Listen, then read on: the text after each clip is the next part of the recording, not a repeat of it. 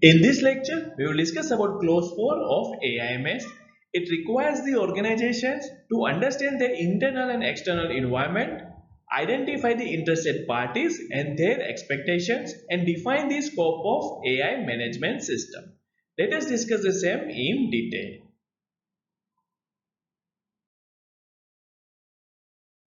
So, question is, what are the requirements of clause 4? That is, context of the organization.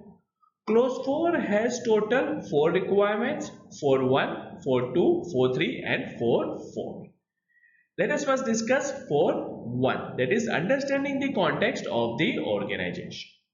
It requires that to identify the relevant internal and external factors impacting AI.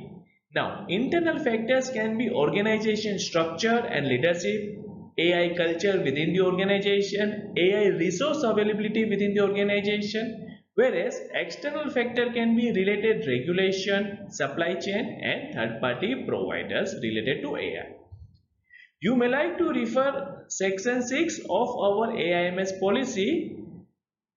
This will help you to understand how to define internal and external factors.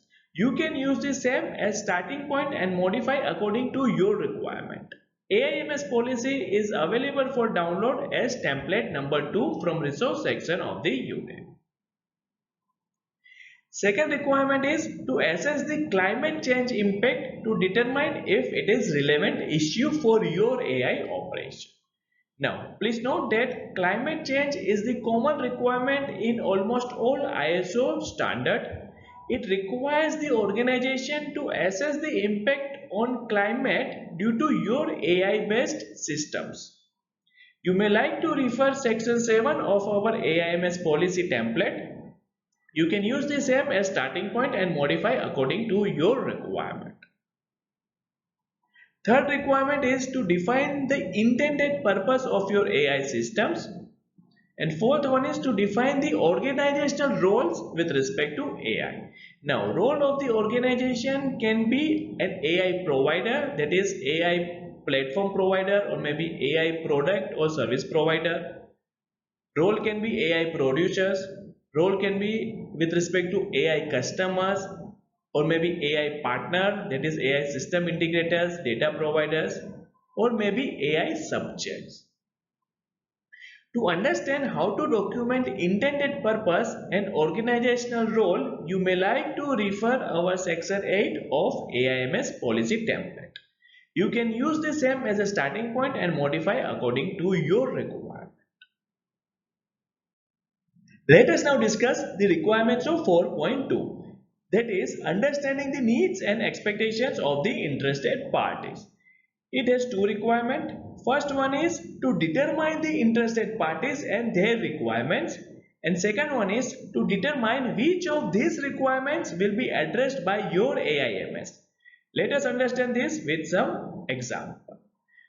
One example can be your interested party may be your regulatory authority, and their expectation from your organization is to ensure the regulations are followed. Another interested parties can be your board of directors. They are primarily interested in return on AI investment and risk management of AI. Another example can be your employees.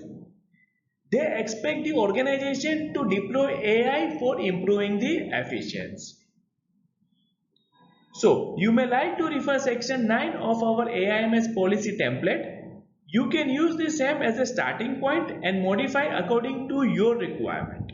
AIMS policy is available for download as template number 2 from resource section of the Udemy. Let us now discuss requirement of 4.3, that is determining the scope of AIMS. It requires to determine the boundaries and applicability of AIMS. It also says that while determining the scope, you need to consider external and internal issues that you've defined in clause 4.1, and then expectations of the interested parties as defined in clause 4.2. Also, scope should be available as a documented information. You may like to refer section 10 of our AIMS policy to understand how to document the scope of AIMS.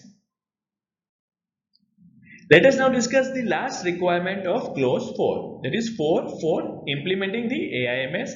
It requires the organization to establish, implement, maintain and also continually improve the AI management system.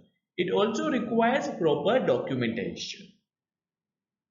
You may like to refer our template of AIMS policy, which is completely aligned with the requirements of ISO 42001. Mind map. This mind map will help you to understand the requirement of clause 4 at a glance. So, clause 4 has 4 requirements: 4.1, 4.2, 4.3 and 4.4, and then some further sub requirements.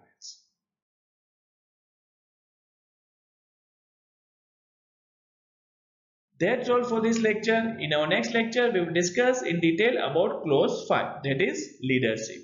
Thanks for watching.